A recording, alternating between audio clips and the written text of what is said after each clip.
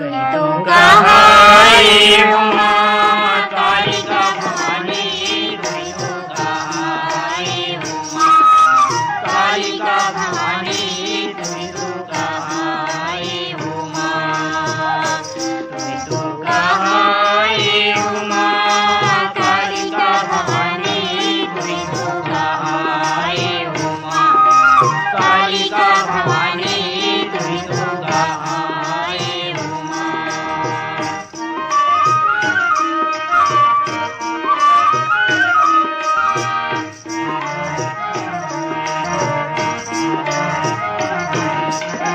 सतयुग माते सती कहाई शिव शंकर के नारी, सतयुग माते सती कहाई शिव शंकर के नारी, भस्मासुर लाते भजदारी, हावज जटिले न्यारी, कालिका भवानी, तुही तो कहाई उमा कालिका भवानी, तुही तो कहाई उमा, तुही तो कहाई उमा कालिका भवानी, तुही तो कहाई उमा कालिका भवानी, तुही तो कहाई उमा।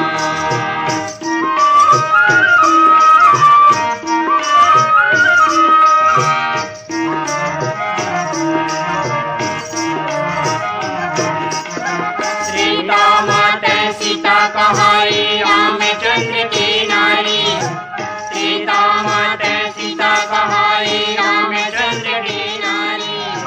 रावण कुललाते बदलारी, हावज जटिले न्यारी, कालिका भवानी, तुही तो कहाई उमा कालिका भवानी, तुही तो कहाई उमा, तुही तो कहाई उमा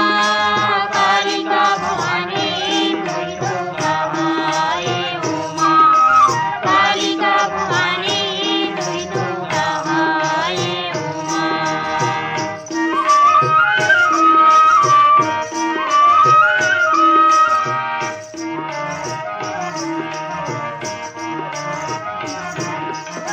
द्वापर माँ द्रौपदी कहाई पांचों पांडव की नारी,